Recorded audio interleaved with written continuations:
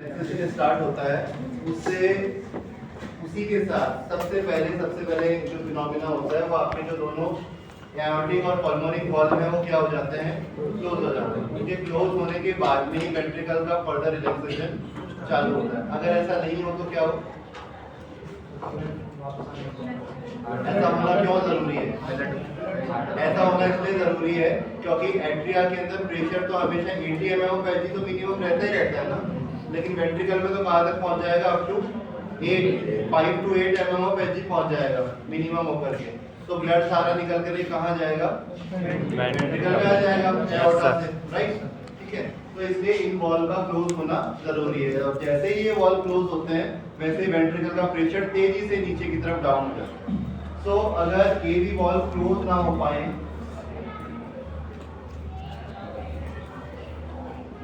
Insufficiency,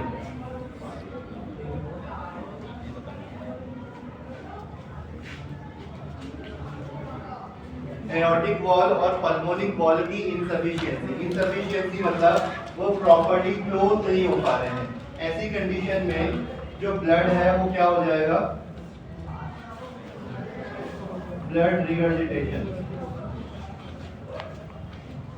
वही जो आपने सिस्टोलिक में पढ़ा था, सिस्टोलिक में आपने माइट्रल रिगर्जिटेशन पढ़ा था, यहाँ पे आप किसकी वजह से देख रहे हो, एओर्टिक की वजह से ब्लड रिगर्जिटेशन होगा at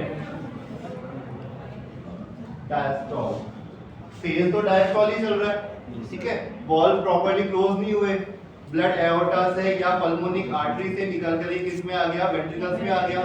this will call regurgitation, ठीक है, एओर्टिक रिगर्जिटेशन या पल्मोनिक रिगर्जिटेशन। ये एक टाइप का बैक फ्लो हुआ जो कि एक एब्नॉर्मल फ्लो है, ठीक है, और ये एब्नॉर्मल फ्लो क्या क्रिएट करेगा, मर्मर साउंड। और ये जो मर्मर साउंड है ये आपको सुनाई देगा डायस्टोलिक फेज में। डायस्टोलिक लिखो, कब सुनाई देगा? अच्छा, यहाँ पे देखो वॉल प्रॉपर्ली क्लोज हुआ ही नहीं, वॉल प्रॉपर्ली क्लोज हुआ नहीं। जब वॉल प्रॉपर्ली क्लोज हुआ ही नहीं है तो जो S2 साउंड है वो कैसा हो जाएगा, धीमा हो जाएगा। S2 साउंड ऑटोमेटिकली कैसा हो जाएगा,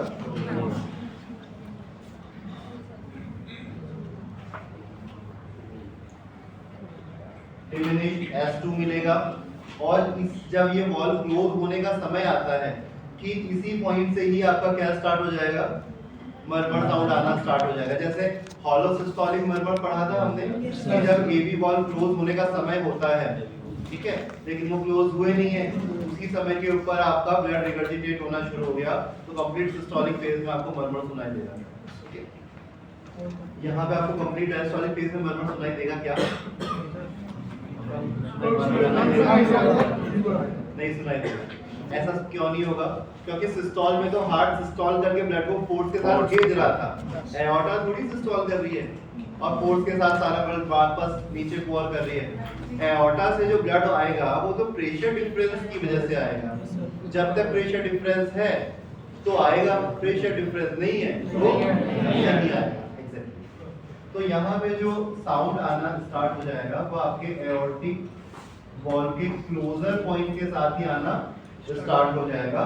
और जैसे जैसे एओर्टा से ब्लड पोर होगा, रिगर्जिटेट होगा वेंट्रिकल्स की तरफ, तो वेंट्रिकल का प्रेशर वापस क्या होने लग जाएगा, बढ़ने लग जाएगा। क्यों बढ़ने लग जाएगा, क्योंकि एक तो प्रेशर के साथ में एक तो वॉल बंद हुआ नहीं तो चैम्बर क्लोज हुआ नहीं, ठीक है, पहली चीज ये। वॉल का बंद होने से जो चैम्बर बंद हो जाता है और चैम्बर बंद होने के बाद जो रिलैक्सेशन होता है उसके अंदर प्रेशर तेजी से डाउन होता है। यहाँ पे वॉल प्रॉपर्ली बंद हुआ नहीं, फर्स्ट ऑफ, ठीक है। दूसरा, ब्लड वहां से निकल करके वापस वेंट्रिकल में आके फिल हो रहा है। अब फिल हो रहा है तो वहां पे जो ब्लड है वो एक प्रेशर जनरेट करेगा। रिजल्ट क्या होगा कि एओर्टा का और वेंट्रिकल का प्रेशर क्या होने लग जाएगा, एओर्टा का तो कम होने लगेगा और वेंट्रिकल का बढ़ने लगेगा। जिस पॉइंट के ऊपर दोनों का प्रेशर इक्वल हो जाएगा उसी पॉइंट के ऊपर ब्लड का फ्लो होना, रिगर्जिटेट होना बंद हो जाएगा, ठीक है। तो हमको मर्मर साउंड अपीयर होगा जो धीरे धीरे क्या हो जाएगा, मिड सिस्टोल तक आने तक फेड हो जाएगा। तो ऐसा मर्मर साउंड जिसके अंदर S2 साउंड भी क्या हो जा रहा है, शेड हो जा रहा है, ओवरलैप हो जा रहा है और जो आपका मरमर साउंड है वो मिड सिस्टोल तक, मिड डायस्टोल तक आते आते फेंट हो जा रहा है, बंद हो जा रहा है। वो डेवलप हो रहा है आपके किसकी वजह से? एओर्टिक या पल्मोनिक इनसफिशिएंसी की वजह से। ठीक है, अब यहाँ पे वॉल में जितनी इनसफिशिएंसी होगी, जितनी ज्यादा सीवियरिटी होगी, उतना ही साउंड कैसा आएगा? कम आएगा भाई। Mild, moderate, severe. ठीक है, अगर माइल्ड इनसफिशिएंसी है, माइल्ड इनसफिशिएंसी है तो ब्लड को नैरो स्पेस मिलेगा गुजरने के लिए। माइल्ड इनसफिशिएंसी का मतलब वॉल क्लोज तो हो रहा है, थोड़ा नहीं हो पा रहा है, तो ब्लड जब रिगर्जिटेट होकर के जाएगा तो उसको ज्यादा टर्बुलेंस मिलेगा रास्ते में। ठीक है, तो माइल्ड केस के अंदर यहाँ पे आपको क्या मिलेगा? मोर इंटेंसिटी, ज्यादा इंटेंसिटी। और जब वो ब्लड जाएगा तो धीरे भी जाएगा क्योंकि कम स्पेस में से जा रहा है, तो ज्यादा अमाउंट ऑफ ब्लड नहीं जा पाएगा, कम अमाउंट ऑफ ब्लड जाएगा। तो माइल्ड केस के अंदर जो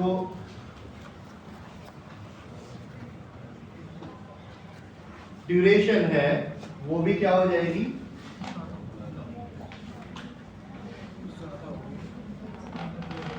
ड्यूरेशन भी ज्यादा होगी, इंटेंसिटी भी ज्यादा होगी। क्यों? क्योंकि कम अमाउंट ऑफ ब्लड फ्लो हो रहा है, तो देर तक फ्लो होता रहेगा। एक जो प्रेशर डिफरेंस था, वो प्रेशर डिफरेंस न्यूट्रलाइज होने में ज्यादा समय लगेगा क्योंकि कम ब्लड फ्लो करके आ रहा है और नैरो स्पेस से आ रहा है। ठीक है, ज्यादा इंटेंसिटी, मोर ड्यूरेशन। मॉडरेट में मॉडरेट, और जो सीवियर इनसफिशिएंसी का केस है, सीवियर इनसफिशिएंसी में क्या होगा कि वॉल जो बंद होना था वो बंद हो ही नहीं पा रहा है, ज्यादा बड़ा गैप रह जा रहा है, प्रॉपर्ली बंद होता ही नहीं है वो वॉल। रिजल्ट क्या होगा कि ब्लड तेजी से एओर्टा में से निकल के वेंट्रिकल में से आ जाएगा। जब वो तेजी से आ जाएगा तो यहाँ पे आपको less intensity and duration, blood जल्दी आकर के वेंट्रिकल में फिल हो जाने से एओर्टा का और लेफ्ट वेंट्रिकल का जो प्रेशर है बहुत जल्दी क्या हो जाएगा? न्यूट्रलाइज हो जाएगा। ठीक है, इक्वल हो जाएगा। तो रिजल्ट क्या होगा कि मरमर साउंड आना बंद हो जाएगा।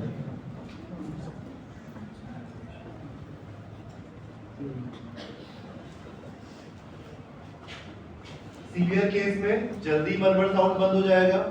तो अगर किसी को डायस्टोलिक मरमर अपीयर हो रहा है with the onset of S2, second heart sound के अपीयर होने के साथ ही मरमर शुरू हो जा रहा है, ठीक है, और तुरंत बंद हो जा रहा है, इसका मतलब उसको सीवियर क्या है? सीवियर एओर्टिक स्टेनोसिस या severe pulmonic stenosis, insufficiency, sorry, severe pulmonic and aortic क्या है? उसको इनसफिशिएंसी। ओके, अगर उसको देर तक साउंड आ रहा है, इसका मतलब जो पल्मोनिक या एओर्टिक इनसफिशिएंसी है वो भी क्या हुई है? स्टार्ट हुई है, माइल्ड केस। ठीक है, एक होता है आपका वेंट्रिकुलर सेप्टल डिफेक्ट।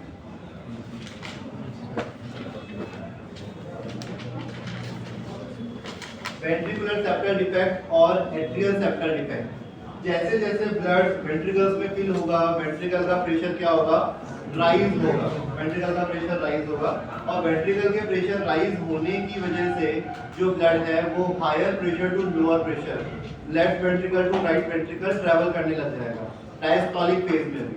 क्योंकि डायस्टोलिक फेज में भी नेचुरली जो आफ्टर फिलिंग, आफ्टर ब्लड की फिलिंग, जो लेफ्ट वेंट्रिकल है उसमें ज्यादा प्रेशर होता है, राइट वेंट्रिकल में कम प्रेशर होता है, तो हायर टू लोअर प्रेशर की तरफ ब्लड ट्रैवल करके जाने लग जाएगा। तो VSD के केस में भी आपको क्या मिलेगा? मरमर सुनाई देगा। VSD के केस में कल भी हमने सिस्टोलिक मरमर देखा था और आज हम देख रहे हैं डायस्टोलिक मरमर। सिस्टोलिक मरमर कब मिल रहा था? जब सिस्टोल हो रहा था, सिस्टोल में ब्लड प्रेशर के साथ जा रहा था और प्रेशर ज्यादा होने की वजह से left to right ventricle blood travel कर रहा था, तो आपको सिस्टोलिक फेज में भी आपको मरमर देखने को मिल रहा था, जो कि जैसे ही ब्लड का ट्रांसमिशन बंद होगा, जैसे सिस्टोल बंद होगा, ब्लड का मूवमेंट भी क्या हो जाएगा? बंद हो जाएगा। तो सिस्टोलिक फेज में मरमर मिला, सिस्टोल खत्म, ब्लड का प्रेशर न्यूट्रलाइज हो गया, मूवमेंट खत्म, मरमर खत्म। अब जैसे जैसे डायस्टोलिक फेज के अंदर ब्लड का प्रेशर बढ़ेगा वेंट्रिकल में, वैसे वैसे वो दोबारा से left to right ventricle move करना शुरू कर देगा। तो mid diastole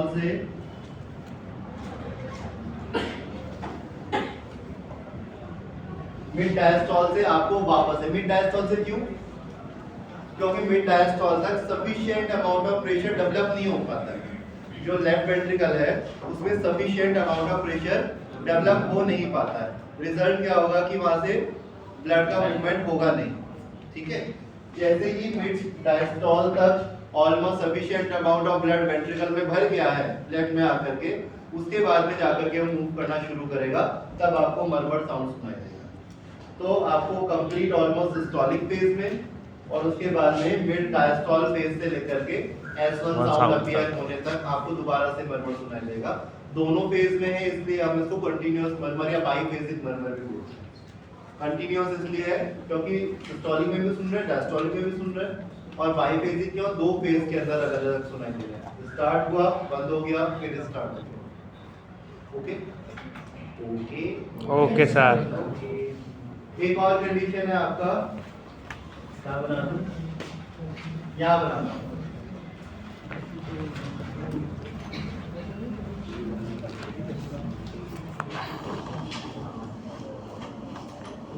patent ductus arteriosus, जो कि एक रेयर एनाटॉमिकल डिफॉर्मिटी है।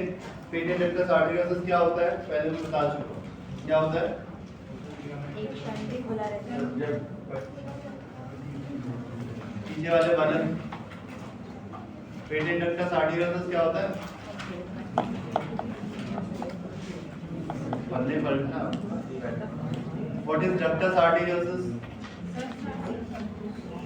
Yes please.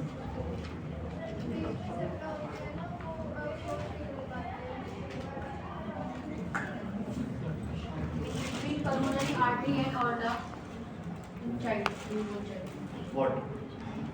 Step down. Ductus arteriosus होते हैं between pulmonary artery and aorta. क्या होता है और क्या करता है वो? इसका शंट उससे ब्लड पास होता है एट्रियम के बीच में, from left atrium to right atrium. When child जब aorta और pulmonary artery के बीच में, तो एट्रियम टू एट्रियम कैसे ब्लड पास होगा? कोई बात नहीं, सही बोल रहे हो, ठीक है। बैठना, थोड़ा सा कंफ्यूज हो गए। Patent ductus arteriosus is anatomical anastomosis between, anastomosis होते हैं जो दो चीजों को आपस में जोड़ते हैं, स्पेशली ऐसी दो चीजें जिनमें अपोजिट नेचर का ब्लड फ्लो हो रहा है, एक में ऑक्सीजनेटेड, एक में डीऑक्सीजनेटेड। तो ये एक एनाटॉमिकल एनास्थमोसिस है जो कि पल्मोनिक आर्टरी और एओर्टा को जोड़ता है, ठीक है, फीटल एज के अंदर। इसकी वजह से क्या होता है कि जो ब्लड है वो पल्मोनिक आर्टरी से सीधा किस में चला जाता है? एओर्टा के अंदर चला जाता है। ये एक फैसिलिटी है, लेकिन एडल्ट के अंदर ये फैसिलिटी काम की नहीं है। क्यों काम की नहीं है? क्योंकि एडल्ट्स के अंदर लंग्स वर्किंग है, ठीक है। तो एडल्ट्स के अंदर जैसे ही बच्चा जन्म लेता है, उसके कुछ दिनों के बाद ही जो डक्टस आर्टेरियोसस है वो कोलैप्स होने लगता है, श्रिंक होने लगता है, और फाइनली वो लिगामेंट के अंदर कन्वर्ट हो जाता है। ऐसा क्यों होता है? क्योंकि जैसे बच्चा जन्म लेता है, दोनों लंग इन्फ्लैट हो जाते हैं, पेरिफेरल रेजिस्टेंस जो है वो पल्मोनरी आर्टरी साइड में रिड्यूस हो जाता है। तो क्या होता है कि पल्मोनरी आर्टेरियल जो सिस्टम है उसमें तो प्रेशर हो जाता है कम, ठीक है, और एओर्टा जिसको पूरे सिस्टम में ब्लड सप्लाई करना है उसके अंदर प्रेशर हो जाता है ज्यादा, ठीक है।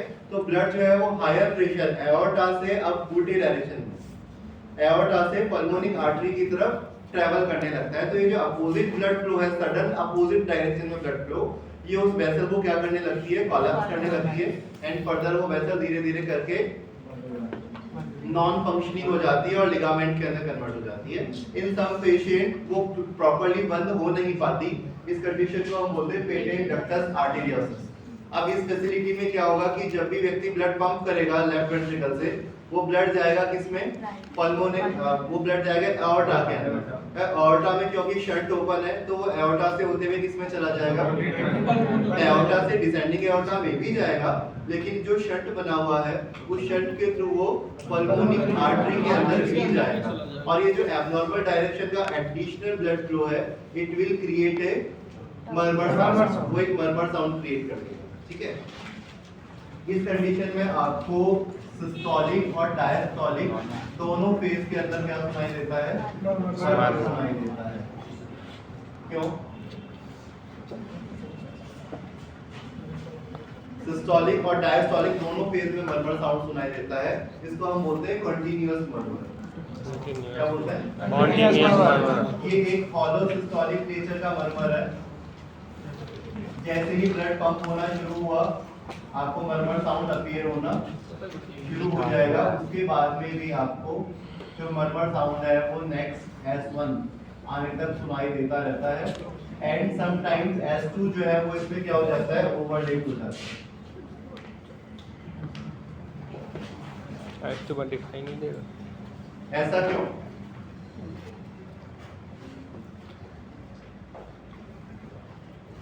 कौन बताएगा? हार्ट किसने पढ़ा है? हार्ट नहीं पढ़ा तुम लोग? पढ़ा तुम ही ने पढ़ा है क्या? अकेले बाकियों ने नहीं पढ़ा? पढ़ा बोलते क्यों नहीं? पढ़ा है। कितने चैम्बर होते हैं? 4 चैम्बर। कितने वॉल होते हैं? मतलब बहुत ही बेसिक पढ़ा है शायद। एनसीईआरटी की स्टडी बहुत बेकार होने लग गई है। Yes sir. बहुत ज्यादा डिटेल में पढ़ा था हमने उस समय भी हार्ट, जब हम नीट की हमारा पीएमडी होता था, पीएमडी की तैयारी करते थे। आधे डॉक्टर तो पीएमडी में बना के छोड़ देते थे, वो आधे डॉक्टर बना के छोड़ देते थे। बाद में जाके तो मेडिसिन पढ़नी होती है, इसकी स्पेशल नेचर की वजह से। एओर्टा जो है एक ऑर्डिनरी वेसल नहीं है, स्पेशल वेसल है। एओर्टा अगर आप हाथ में लेकर के पकड़ के देखोगे तो आपको पता चलेगा it's a very thick vessel. इसका जो डायामीटर है वो ज्यादा है, ब्रॉडेंड है, और इसका जो वेसल का जो वॉल थिकनेस है वो काफी ज्यादा है। इसके अंदर जो ल्यूमन नहीं, इसका जो मस्कुलर पार्ट होता है, इसका स्मूथ मस्कुलर जो पार्ट होता है वो काफी थिक होता है, ठीक है। और इसके अंदर इलास्टिसिटी की नेचर जो है वो बहुत ज्यादा होती है। सारी आर्टरी में इलास्टिसिटी होती है, ये हम जानते हैं, ठीक है, लेकिन इसमें इलास्टिसिटी की जो नेचर है ये काफी ज्यादा होती है। इस तरह की वेसल्स को बोलते हैं हम विंड कैसल वेसल्स। क्या बोलते हैं? Wind castle vessels. नोट करो।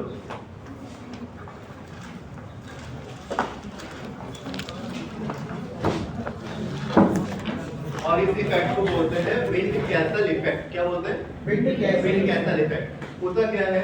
देखो, ये तो समझना बहुत आसान है कि जब वेंट्रिकल ने ब्लड को पंप किया वो एओर्टा में गया, और एओर्टा से किसमें चला गया? वो डक्टस आर्टेरियोसस के द्वारा पल्मोनिक आर्टरी में चला गया, तब हमको मरमर सुनना।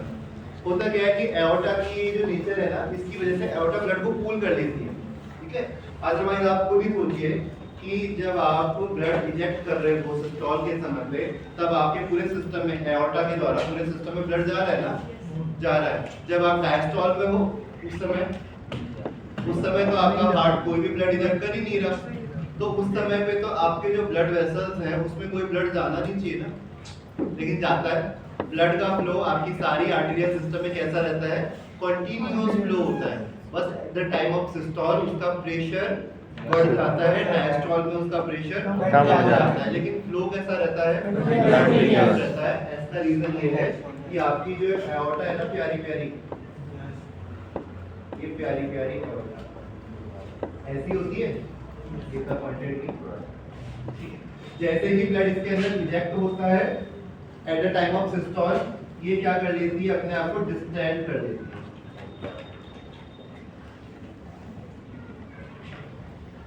ये अपने आप को डिस्टेंड कर लेती है, और डिस्टेंड करके ब्लड को क्या कर लेती है? पूल कर लेती है, अपने अंदर स्टोर कर लेती है, पूल कर लेती है। और जब आपका हार्ट डायस्टोल में होता है तब धीरे धीरे ये क्या करती है? ब्लड को आगे रिलीज करती है एक समान प्रेशर से, एक इक्वल प्रेशर से ब्लड को यहाँ से क्या करती है? धीरे धीरे इजेक्ट करती है, ठीक है। और इसी की वजह से यहाँ से निकलने वाली जो अदर आर्टरीज हैं उनके अंदर कंटिन्यूअस ब्लड का फ्लो होता रहता है। जब ब्लड को हार्ट ने इजेक्ट किया सिस्टोल में, तो इसने उस ब्लड को क्या कर लिया? पूल कर लिया। जब ब्लड को हार्ट इजेक्ट नहीं कर रहा है, उस पूल ब्लड को एओर्टा धीरे धीरे क्या करती है? रिलीज करती रहती है पूरे आर्टेरियल सिस्टम में। तो आपके पूरे आर्टेरियल सिस्टम में कंटिन्यूअस ब्लड का फ्लो होता रहता है। इस तरह का जो आपका वेसल्स का इफेक्ट है, ये विंड कैसल इफेक्ट कहलाता है, ठीक है। इसको आप प्रैक्टिकली भी देख सकते हो।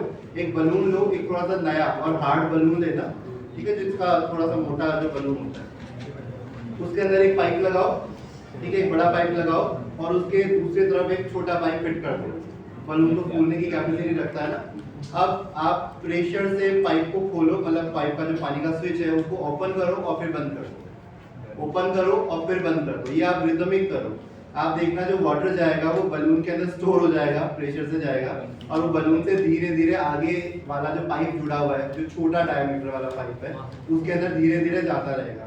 तो जितने समय आपने नल का जो स्विच है वो बंद किया हुआ है तब तक भी आगे वाले पाइप के अंदर पानी जो है वो जाता रहेगा। क्यों?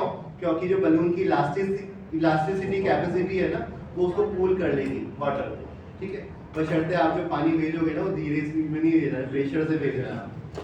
समझ में आ गया? ऐसा एक्सपेरिमेंट कभी घर पे करके देखना। तो ये हमारा विंड का सर्किट। इसकी वजह से क्या होगा कि जब हार्ट डायस्टॉल में होगा, डायस्टॉल के समय पर भी जो ब्लड है वो पेटेंट डक्टस आर्टेरियोसस से किस में जाता रहेगा? पल्मोनिक आर्टरी में जाता रहेगा and you will feel a continuous murmur, ठीक है, जो कि सिस्टोल फेज में तो मिल रहा था, डायस्टॉल फेज में भी मिलेगा। और इसकी वजह से समटाइम जो S2 है वो भी क्या हो जाता है? ओवरलेप हो जाता है। हाँ, फर्दर इसके जो क्लिनिकल सिम्टम्स हैं वो पेशेंट में जरूर आएंगे। क्लिनिकल सिम्टम मतलब वही जो कार्डियोवैस्कुलर डिजीज के अंदर यूजुअली आते हैं और यूजुअली वही सिम्टम जैसे कि आपको ASD और BSD वाले बच्चों के अंदर देखने को मिलता है। जल्दी थकान पैदा हो जाना, साइनोसिस आना, सांस फूलना और शरीर का प्रॉपर्ली डेवलपमेंट ना होना, देर से डेवलप। Is it clear? ये सब आपको याद भी करना है। ओके, ये आपका आज कार्डियक साउंड खत्म हुआ।